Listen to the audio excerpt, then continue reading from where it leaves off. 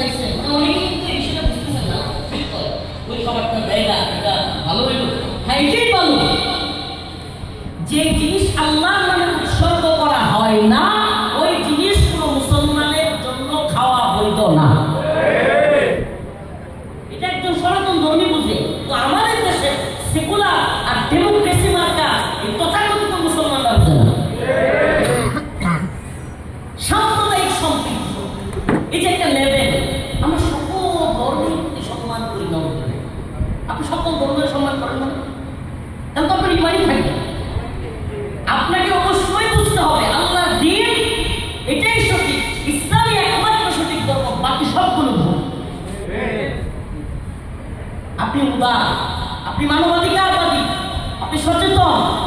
আপনি অবশ্যই উদারপন্থী কোন জায়গায় আমরা চাই সকলেই মুসলমান হয়ে জান্নাতে যাক এই ক্ষেত্রে আমরা উদার আমার কথা বুঝাইতে পারি সকলেই কি হয়ে যায় ছোট্ট উদাহরণ বোঝাতে হবে সহজ মনে করেন কিছু লোক সহজ তারা চিন্তা করলো তারা আগুনের মধ্যে জাপ দিবে খেয়াল করে কোথায় জাপ দিবে আগুনের মধ্যে তো তারা চিন্তা করলেন হ্যাঁ এরকম তো করে ফেলছে করতে করতে করতে আগুনে জাপ দিবে আমি খুব সংক্ষিপ্ত সময় কথা বলবো আবারও বলছি আপনারা যত উল্টা পাঠাবো 40 পর্যন্ত আমার সময় আর আমাদের বাসের টিকিট কাটা আছে আমরা চলে যাবো তো 10:24 বাজে মানে 16 মিনিট অল্প একেবারে আমি আসলে আলোচনা করতে ওয়াজ এই জন্য আসিনি কিন্তু আপনাদের এই অঞ্চলের হাকিকত ঘুরে ঘুরে দেখবো এবং মানুষকে দাওয়াত দিব এবং পার্বত্য অঞ্চলে নিয়ে যে ষড়যন্ত্রের কথা শুনি এগুলোর অবস্থা জানবো এবং কি করণীয় এটা চিন্তা করবো এই জন্যই আসা আমি সংক্ষেপে বলবো তো এখন মনে করেন একটা গর্ত করছে কিছু সহজ সরল মানুষ আগুন জ্বালাইছে তারা সিদ্ধান্ত নিচ্ছে এই দুনিয়া তাদের ভালো লাগে না তারা আগুনের মধ্যে চাপ দিবে কি করবেন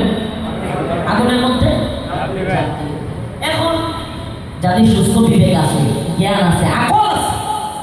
এরা কি ওই গরুরে আগুনে চাপ দিতে দিবে হ্যাঁ মনে করেন মুফতি মাহমুদুল হাসান গঙ্গি ভাই এখানে যে সমস্ত ওলামায়ে কেরাম আছেন তারা চিন্তা করলো না আমরা এদেরকে বুঝাই আমরা এদেরকে ভালো করি পারলে হাতে ধরি যেভাবে পারি বুঝাই তো ভাই আগুনে চাপ দিও না তোমরা পুরো সাতকা হয়ে যাবা মারা যাবা শেষ হয়ে যাবে